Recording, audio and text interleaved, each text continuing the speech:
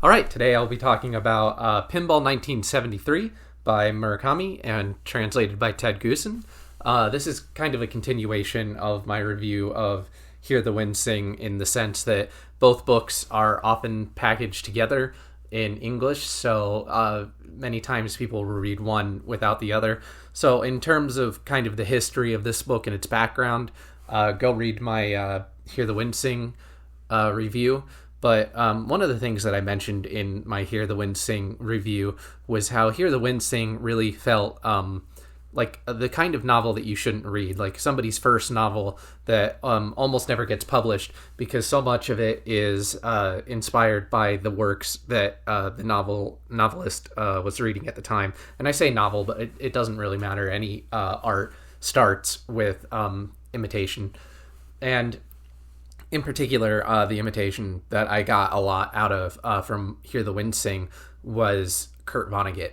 And coming into Pinball 1973, it definitely has much more of Murakami's voice in it, but this book is Murakami's sophomore slump. It reminds me of in games where competitive games, a completely new player might actually be able to win, like in a fighting game, one round against a pro, not necessarily a pro, but against somebody much better than them. Or in like a shooting game, you might get a few kills on somebody much better than you, because there is a certain sense, a certain rule. There are certain rules and game sense that experienced people know. And what happens is these inexperienced people come in who don't know any better, and they do things that you would never plan for because they're so far outside of what you would normally do that you end up usually able to get a lucky strike in or two, or like I said, a lucky kill or something. In writing terms, but what ends up happening is maybe you get lucky here and there, but it's not a sustainable pattern, and particularly as you go on and face more and more skilled opponents, they get better and better at countering you. So you start to develop your game sense and you start gravitating towards stronger tactics. But what ends up happening is your game sense is neither as developed as most of the people you're facing, nor are your mechanical skills necessarily up to snuff with your game sense. So what ends up happening is your performance actually gets worse, even though your gameplay actually gets better. And that's what's really happened here, I feel, with Pinball, where Hear the Wind Sing has such an energy to it in its amateurishness. Like, it jumps around a lot, but and the plot isn't super cohesive. But like I said in my Hear the Wind Sing review, it feels like there's a lot going on in these little bits and pieces, and there's just such an energy about it. Even though it can be kind of a dark book in the way that it deals with some topics about the past and how it can't be changed, it nonetheless has such an energy about it, such a vibrancy to it, because it's so short and so quick moving and over so fast. Whereas what's happened with Pinball is I feel like he's ditched a lot of the Vonnegut inspirations. He's finding his own voices. Segments are longer. They're still jumping around, but it's nowhere near at the same pace. And it mostly follows two stories between the rat and the protagonist. There's not like the DJ sections that kind of come in and change everything and switch things up radically. So in that sense, it is clearly a huge step forward for Murakami in terms of developing his style. But at the same time, what it lost in terms of the vibrancy of the original book and the pacing of it and the sort of humor of it, it has not made up for in the depth and character that would go on to define his later works. And the end result is something that ends up feeling not as exciting as Hear the Wind Sing did, nowhere close. So to get into the plot, what you're dealing with is the main character, and the rat again. And even though they're carried over from Hear the Wind Sing, once again, as I mentioned in Hear the Wind Sing, as I mentioned in Dance Dance Dance, as I'll mention in an inevitable Wild Sheep Days review someday, even though these characters share the same names and basic relationships, every book changes things about them. So in Hear the Wind Sing, and I should mention, Pinball 1973 is technically a prequel in the sense that Hear the Wind Sing takes place in 1979 and features the main character when he's 29, whereas Hear the Wind Sing whereas Pinball 1973 obviously takes place mostly in 1973. So the main character is only 25 in this. And that's important in the sense that in Hear the Wind Sing, the main character is a biology major. The rat is still in the town, whereas at the end of this book, the rat leaves the town and vows never to come back. So, and in this one, the main character on graduating college works as a translator, isn't even in college, and you can just tell from the relationships and the dynamics and the way that they talk that there's no way in hell that these characters could then go on to be the characters that take place in Hear the Wind Sing. So this may be the same Boku, this may be the same the rat in terms of the names and some brief strokes. Jay's bar may be the same, but fundamentally they're different incarnations of Boku, and the rat.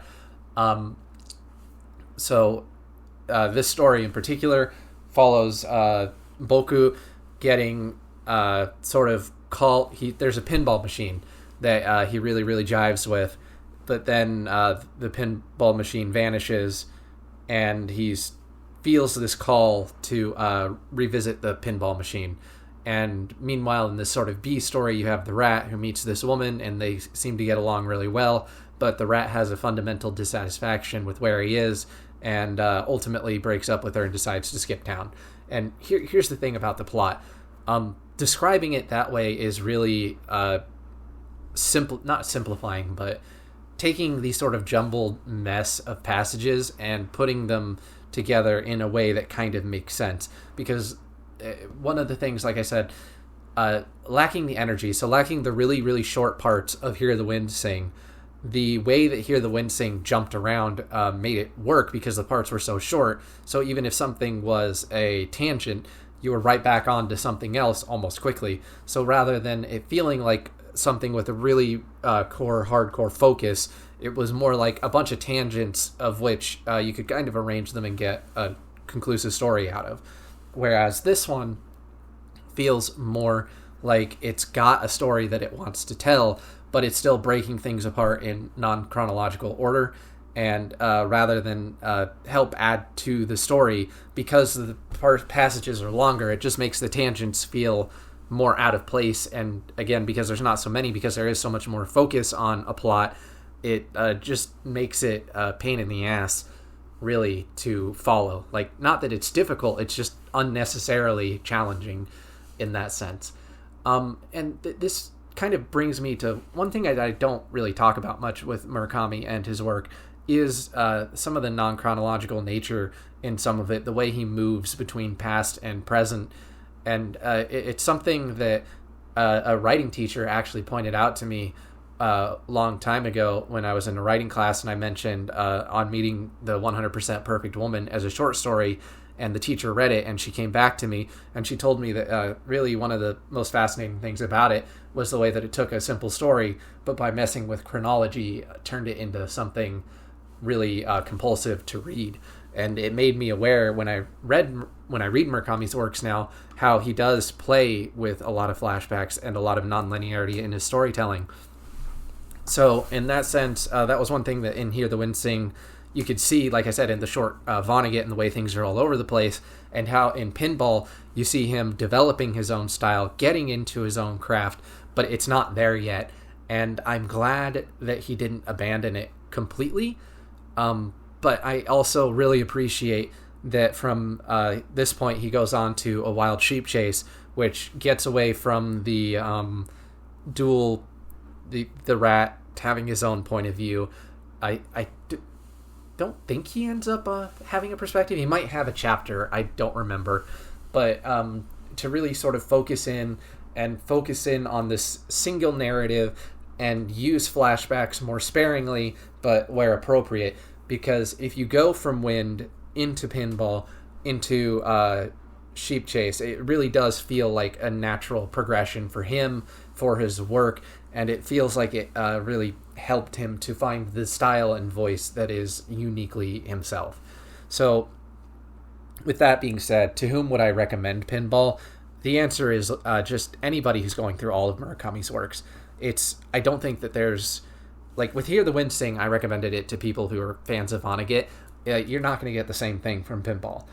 I don't think. It's there, like I said. I don't think you can get a copy of Hear the Wind Sing in English without also getting a copy in Pinball, so I assume most people are going to go from Pinball or Hear the Wind Sing to Pinball and be disappointed because it doesn't have, like I said, it's sitting in the gulf between that vibrant energy of the amateur who doesn't quite know better but still manages to get it right just by pure energy, and the not seasoned, but the sort of professional writer who, the experienced writer, I guess is a better word, who has a goal, has something in mind, and is able to kind of bring that to fruition. It's in the dead zone of both. Not a bad book, but not a particularly good book either. And in art, really, those are the most difficult things to deal with, because if something is horribly, horribly bad, like I hated Tomorrow, it nonetheless can usually find an audience with people, because all the things that really didn't appeal to me about that are things that will usually appeal to other people. So, I always feel like art is about making people feel things. So even if it's a compulsive, a deeply revulsive, negative feeling, that art has still managed to say or capture something that you're responding to. In that sense, with Pinball, I'm not going to say that there's nothing there, but everything that is there just gets done so much better in Murakami's later works, and even then, it's not much. So getting into the pros and the cons, even though I feel like I've already listed most of them, like I said, in terms of pros, you do see Murakami developing his voice. You get to see the sort of longer paragraphs and the more intricate writing that he would go on to further develop. But at the same time, it's also a con because it loses the energy of Hear the Wind Sing. And this whole section, I just kind of feel like I will end up repeating myself, other than to say that I kind of like the vibes that carried over from Hear the Wind Sing. Like, I guess even then, the protagonist and the rat never even meet. But the protagonist and the rat meeting at Jay's bar and drinking and talking and Hear the Wind Sing gives just such a vibe of a time period that when I read Pinball, I recall that vibe, even though it's not necessarily unique to Pinball. And the fact that Pinball is packaged with Hear the Wind Sing, in a way, almost is the biggest con of all to Pinball, because everybody's going to read Hear the Wind Sing first, obviously, because it comes first. And then coming off of that, it's very hard to take Pinball as a standalone novel. I even was really tempted until I got to the final final 30 pages of Pinball to not even do a proper review of Pinball, to just skip the analysis and talk about everything I've talked about up to this point, because it just felt like it was doing a lot of what Hear the Wind Sing was doing, but worse. And the only thing really interesting about Pinball is the fact that it's sort of that sophomore slump and that in-between point. Like I said, if Hear the Wind Sing, it feels like the book that we never should have gotten published, but did. Not because it's bad, but because, like I said, it's just got that sort of amateur style. And in that sense, Pinball 1973 is absolutely a book that I think had Hear the Wind Sing not gotten published, probably shouldn't have gotten published, but did, where Murakami's career really started, in his style, and is fully, not fully matured, but his style really started to emerge with A Wild Sheep Chase. So in that sense, Pinball is just in the really awkward spot. Second things are usually in an awkward spot anyway, unless they really emerge as special, because, the first one, when it comes to like an author or a band or anything, the first work is always special. People are always interested, like, what was a band's first record, what was an author's first book, so on and so forth. And in the same way, you can leave the sophomore album, like I said, unless the sophomore album or novel is really the kind of breakout work, one of the most forgotten ones. And Pinball, it's the same way. It's that unfortunate second piece that is nowhere near as interesting as the one on either side of it. So now I'm just going to go into analysis. Well, okay. One thing I really will say before I go into full spoilers, Dance Dance Dance really feels in hindsight like it's doing a lot of similar things to Pinball. Like it's borrowing that same style, but doing it again, but also doing it better, in the sense that both feature a protagonist getting a call, not a call like a literal phone call, but like feeling like he's being called by a supernatural force to a specific place or a specific object, and that force being the embodiment of a woman that both share the same fate, so to speak. So now I'll go into analysis and spoilers, and that is to say, in the terms of the things that carry over between Wind and Pinball, I get the sense that the woman in the book, Naomi, what was her name? Hold on a second, let me look this up. Naoko, yeesh, that was a pain to find. I didn't realize that it was as early as the prologue. Naoko is the girl that in Hear the Wind Sing he mentions committed suicide, his girlfriend who committed suicide. And it's difficult, like I said, to draw that connection because in Hear the Wind Sing, none of the characters had names. And this is something that Murakami kind of changed as he went along. Hear the Wind Sing, characters didn't have names. Pinball 1973, the majority of the characters don't have names. Wild Sheep Chase, I think characters have names. I don't quite remember. But Hard-Boiled Wonderland characters don't have names. Dance Dance Dance, again, characters don't... some characters... Actually, yeah, most characters have names. Yeah, characters have names by Dance Dance Dance. Yeah, so Dance Dance Dance was really when he started giving all of his characters names and they stopped becoming like the twins or the woman in the pink suit. So Naoko is probably the girl that committed suicide. It's difficult to say because, again, in Hear the Wind Sing, he doesn't even remember her name or refer to her by name, which gives the impression of distance and that her suicide didn't mean much to him. He even mentions that the picture gets lost when he's moving at one point, the picture he has of her. So doesn't hang too heavily in his mind beyond just the fact that it's somebody that he knew and she's dead now. Whereas in Pinball, she's described as Naoko, and the reason that I assume that she's somebody he dated who died. And her father was into French literature, and she's somebody he met at college, which is why I think that it's probably the same person, and that her death was a suicide. But I don't think it necessarily needs to be the case that they're the same person. I just think it kind of lends more understanding into why her death haunts him so much, and why he feels kind of stuck in his life.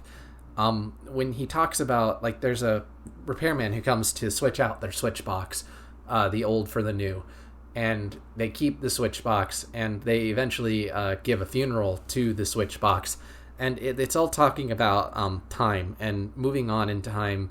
And when he goes to the find the pinball machine, the place that he finds it in is a giant freezer on an old chicken farm, where he just calls it, he says he can smell the death everywhere. And it's this giant cold warehouse where they used to slaughter chickens, full of pinball machines, which, pinball machines, even by that time, you can imagine it's just relics of the past, not necessarily like we would look at them today. They probably still had pinball pretty commonly back then, but they're all older pinball machines all lined up. So it's not just the past in terms of the character's past, but also the past in terms of time moving forward. And when he's talking to this sort of old pinball machine, of which this is probably like the last remaining one, he is actually talking to it and it talks back to him. It's difficult not for me to read this as anything other than him going back to his memories, trying to talk to the girl, trying to sort of understand where he is in life, what he wants from life, what it is that he's sort of doing with his existence in this ennui kind of thing, which sounds very typical of Murakami. But when I say that it's different from his later books, I mean that the character doesn't really have a whole lot of depth to him. The situation doesn't have a whole lot of depth to them. Like I said, he goes to Naoko's town, but we don't really learn much about Naoko. We don't really learn much about his relationship with Naoko. It's when I say he's trapped and he's feeling this ennui, it's not in the sense that you can take a whole lot from that and apply it to your own life. It's just kind of he's trapped, he feels this ennui, he goes into the past, he meets this memory, and then he kind of moves forward. There's not a lot of dimensionality to it or complexity or anything that it feels like he really has to overcome in terms of the challenge or in terms of understanding his relationship with Naoko and where it went wrong and kind of having to undo that. There's none of that here, which is something that comes up all the time in his later works where he revisits the same themes of being stuck. On the flip side, you have the rat who just kind of has nothing to live for in the area where he is, except for this girl that he meets. And the sense that I get is that he kind of meets this girl and he likes her, but he realizes that to stay with her would be to stay in this place where he doesn't feel like he fits. He doesn't feel like he's progressing. He feels sort of stagnant in his existence. And as much as he really likes this girl, he feels like he has to choose between staying here in this static place and being a static person, or taking a big risk and setting out on his own. He stares at the girl at the window, and there's a beacon that he stares at, which gives me Gatsby vibes, speaking of inspirations that we know that Murakami likes.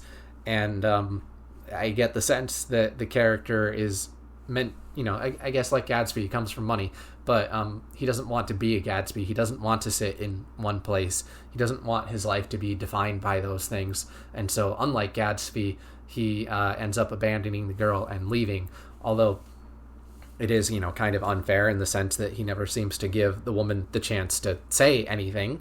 But so, give her peace. Who knows? Maybe she would have been willing to go with him. But that's kind of the problem with the rat's story in this, is that it's so underdeveloped that it really shouldn't be here at all. I feel like it doesn't have enough to it to really lend weight and be a story on its own. And its presence, it feels like, is distracting from more details of the other story that we would really need in order to flesh that one out. Really, these stories mostly exist side by side, I feel like, to cover the idea of time moving forward and of people changing. So both the protagonist needing to but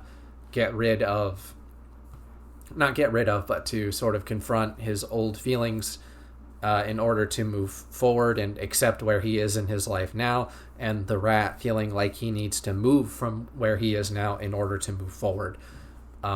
It's kind of a bummer, I think, also that Pinball ends in a similar way to Hear the Wind Sing, but where the twins go away and he's listening to the record that they bought for him that they left behind, but it doesn't feel quite, I think, as poignant again as Hear the Wind Sing, because we've already been here, we've already done that. Hear the Wind Sing, like I mentioned, he's kind of surrounded by these relics of his old relationships, or they vanish. And here too, you have him sort of surrounded by relics of his old relationship, sort of sitting alone. And so again, just kind of it's that sophomore slump book. He's finding his own writing, but he's kind of repeating himself and trying to do it better. So that's Pinball. I've already talked about it more than I thought I'd have to say. I think this video is actually longer than Hear the Wind Sing, which is scary. But yeah, there you go. And next time, finally, on to The School of Night by Nosgard, a book that I'm not rereading and has been kind of the impetus, the goal at the end of the tunnel of all this, going through these books. So great, looking forward to it. See you then.